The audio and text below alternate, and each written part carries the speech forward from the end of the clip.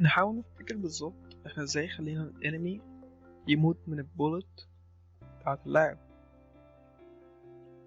هنرجع نشوف الكود بتاع البولت، هنلاحظ ان اللي احنا بنشوف اذا كان التاج بتاع الحاجة اللي احنا اصطدمنا بيها بيساوي enemy.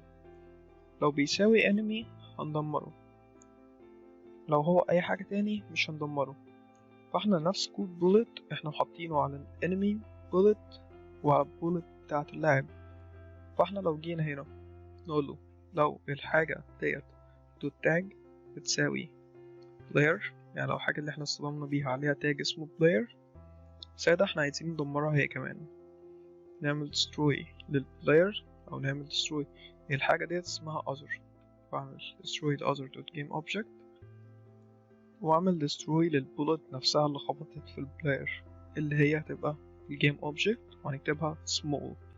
الجي هتبقى small، ده معناه ان احنا بنكلم او بنخاطب البولت نفسها. هنرجع للعبة، هنجرب نشغل اللعبة ونفرض تعمل بولت، هنلاحظ ان البولت مأثرتش فينا. هنيجي نبص على البريفاب بتاع البلاير، هنلاحظ ان احنا مش مدينله تاج. هنخلي التاج بتاع بلاير وده التاج موجود في يونيتي، ولما انت بتعمل مشروع بيبقى التاج ده موجود على طول.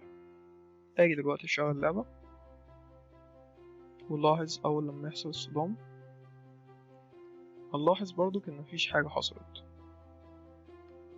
لو جينا نركز ونشوف ايه الفرق ما بين البلاير والانمي وليه البلاير ما بيموتش، ونفتكر اول حاجة اتكلمنا فيها عن الكلام دوت، هنعرف اللي انا قلت ان لازم عشان يحصل الصدام مش بيحصل ما بين الاشكال، مش بيحصل ما بين البولت والمثلث، مش بيحصل ما بين المثلث والدايرة، لا ده بيحصل ما بين الكولايدر اللي موجود على البولت والكولايدر اللي موجود على البلاير.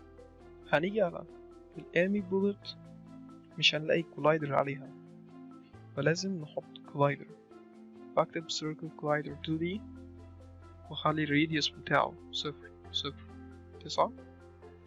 دلوقتي لازم نحط كولايدر على الشكل التاني، فاجي هنا اعمل كولايدر، والمرة دي هنعمل كولايدر نوع جديد اسمه polygon collider. ايه المميز في الكولايدر دوت؟ هو ان الكولايدر بيبقى بياخد الشكل بالظبط، تقدر تخليه ياخد الشكل بالظبط بتاعك. فاحنا لو جينا نشوف البلاير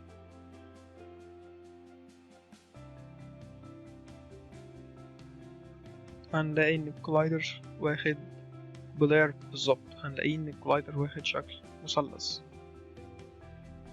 تمام، واتفقنا برضو كان عشان الفيزياء تطبق على الشكل وانه يشوف اذا كان حصل تصادم او لا، لازم يبقى على احد الشكلين rigid body 2D عشان احنا شغالين في لعبة 2D.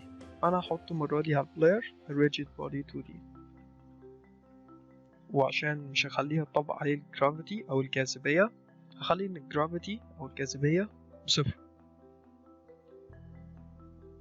دلوقتي اجرب اشغل اللعبة تاني، لاحظنا ان البولت جت في اللعب وأثرت فيه بس مش دمرته. هي البولت عملت كولايد معاه، يعني حصل تصادم، بس في حاجة مختلفة. احنا قلنا هنا علشان نستخدم on trigger enter 2D لازم يبقى فيه واحد من الشكلين، واحد من colliders مفعلين له is trigger. لو مش مفعلين is trigger في اي واحد منهم فمش هيحصل تصادم.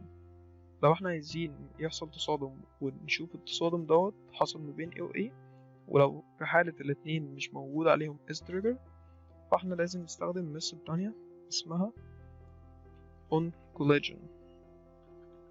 فلو احنا عايزين نستخدمها بنيجي نكتب on collision enter، بس دي النسخة بتاعت 3D، احنا عايزين النسخة بتاعت 2D، فهذه الميثود التانية. مفيش فرق تقريبا بين الاتنين، بس دي بنستخدمها في حالة ان لو collider مش is trigger وديت بتستخدمها في حالة إن collider is trigger، بنستخدم on trigger enter. بس احنا ممكن نرجع ونخلي collider بتاع bullet is trigger، وأعمل overwrite prefab وأجرب أشغل لعبة. هنلاحظ إن البولت قتلت البلاير.